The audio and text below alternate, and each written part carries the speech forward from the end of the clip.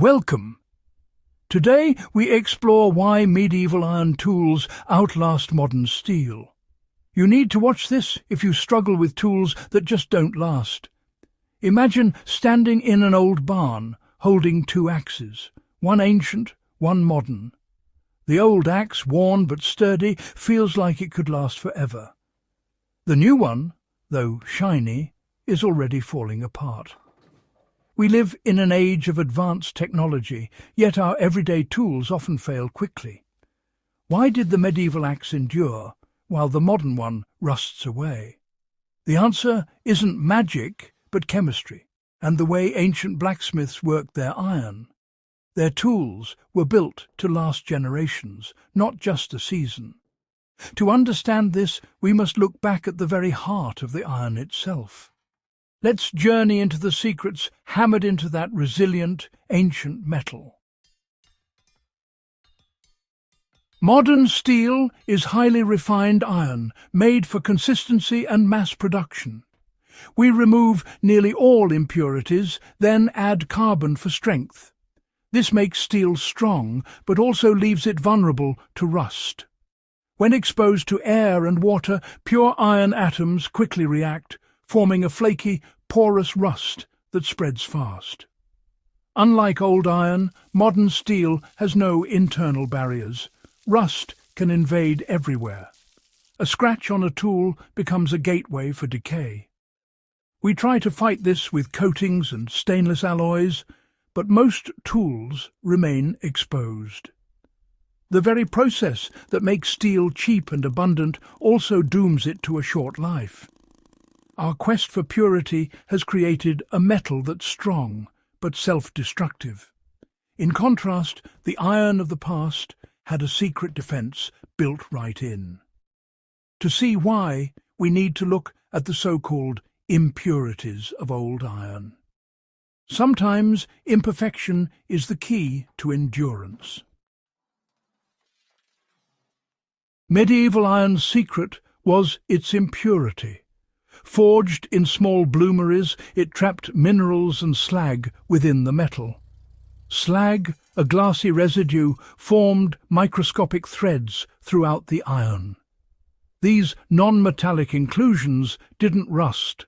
They blocked moisture and oxygen from spreading corrosion. Rust, if it formed, was slow and contained.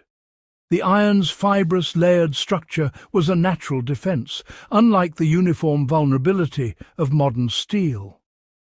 Blacksmiths didn't know the chemistry, but their methods created a composite material, strong, tough, and resistant to decay. The flaws in old iron were actually its greatest strength. Through trial and error, they made a metal that could outlast centuries. Medieval iron was not pure, but perfectly suited to survive. Sometimes what we call imperfection is actually ingenious design. The Iron Pillar of Delhi stands as a monument to ancient metallurgical genius. For over 1,600 years, it's resisted rust in the open air. Its secret? High phosphorus content, an impurity by modern standards. This element helped form a dense protective layer that sealed out corrosion. The result was a self-repairing shield, created by accident but enduring through the ages. The pillar is a lesson. Sometimes what we remove in pursuit of perfection is what protects us most. Medieval iron began in a humble bloomery furnace, clay, stone, charcoal and ore. The process was slow and hands-on, relying on skill, not machines. Iron never fully melted. Instead, it formed a spongy bloom full of slag. The blacksmith hammered this bloom, squeezing out some slag, but leaving fine strands inside. This created wrought iron, tough, fibrous, and resistant to shattering. The bloomery's low temperatures meant less carbon, making the iron softer but more durable.